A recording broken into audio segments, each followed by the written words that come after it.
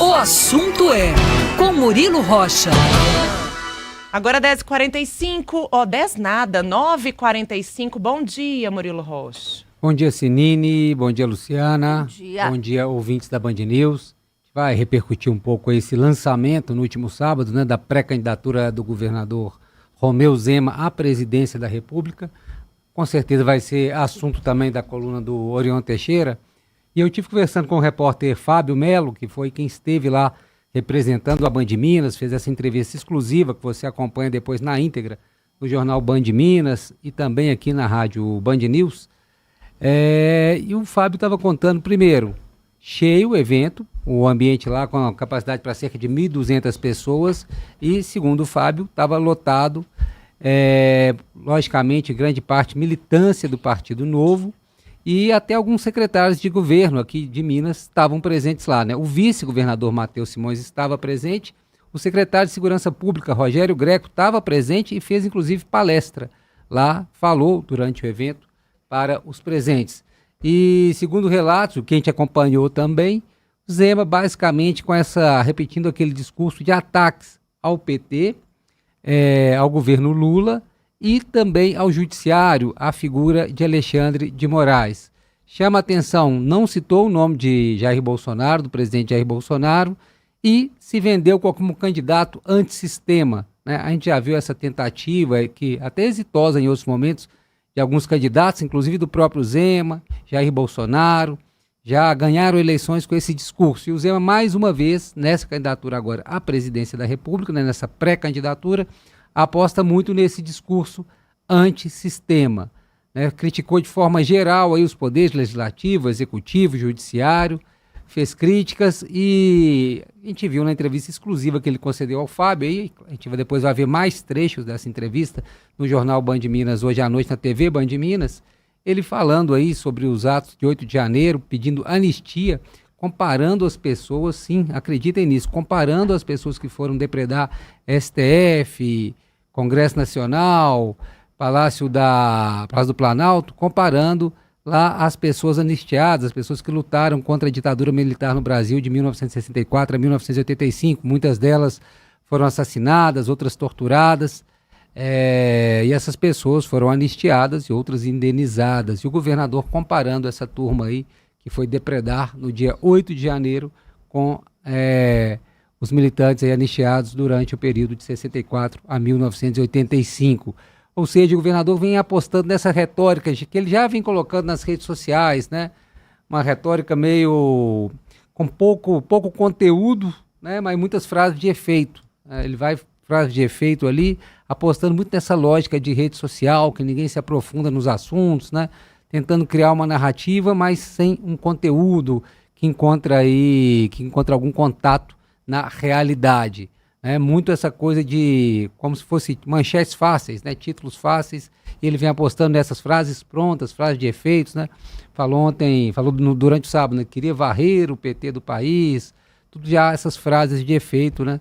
E muito nessa linha do que já foi Bolsonaro e do que já foi as próprias candidaturas dele no passado aqui, quando ganhou 2 vezes para o governo do estado.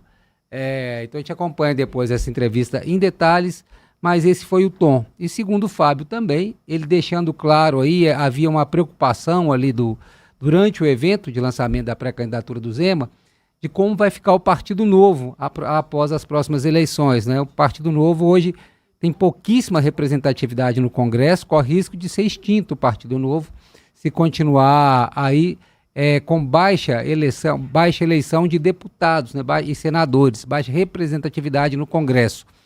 Então, o Fábio, conversando com ele depois, ele conversando com as pessoas lá no evento, ele sentiu muito também dessa necessidade do Novo de ter essa candidatura do Zema, dessa pré-candidatura do Zema, como uma necessidade para alavancar a eleição de deputados e senadores pelo Partido Novo, para o Novo poder ter representatividade no Congresso, ter um número mínimo de deputados e de senadores, o que garante verba, né, fundo partidário, o que garante tempo de TV. Então, acho que esse movimento do Zema também faz parte dessa estratégia de sobrevivência do Novo. Agora, se essa candidatura vai chegar ou não a cabo, se ela vai ser efetivada, aí são outros 500, né? fica claro que o Zema está nessa promoção junto ao partido e também uma promoção dele aí para tentar de alguma forma compor, quem sabe, uma chapa presidencial mesmo como vice, né? Se chegar lá em junho, julho do ano que vem, a candidatura dele continuar com baixa viabilidade nas pesquisas, igual pontua hoje aí, não pontua bem nas pesquisas, se chegar lá, o Zema está querendo, na verdade, ganhar um pouco de corpo para poder compor alguma chapa.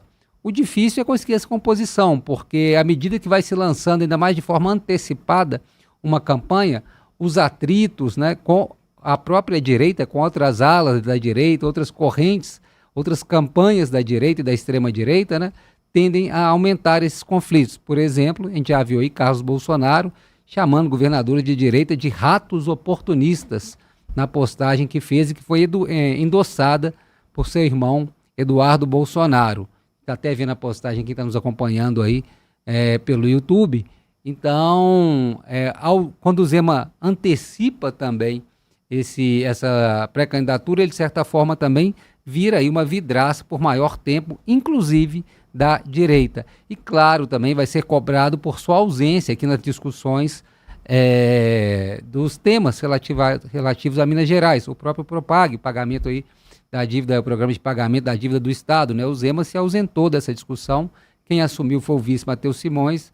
Agora vamos ver como é que vai ficar essa agenda dele, né? Na semana passada ele deu entrevista aí para vários veículos nacionais, para podcasts e tudo mais, nessa tentativa de projeção, mas ele tem um estado para governar ainda, um estado complicado. Se ele fosse desligar em março, como é a previsão do próximo ano, ele tem muitas batalhas aqui internas ainda para resolver, né? Apesar da gente já perceber que o vice-governador Matheus Simões é quem vem ganhando aí o protagonismo aqui localmente. Então vamos acompanhar, né? Eu não sei se repercutiu o efeito esperado, esse lançamento da pré-candidatura. Claro, teve um destaque da mídia nacional, teve sim, mas um destaque também não tão grande, né? Não reverberou tanto assim. A deputada federal por Minas, Duda Salabert, chegou até a criticar, postar a live lá do governador, tinham 119 pessoas, se eu não me engano, assistindo o lançamento da pré-candidatura. Ela fez um post, circulou lá o número de pessoas acompanhando ao vivo,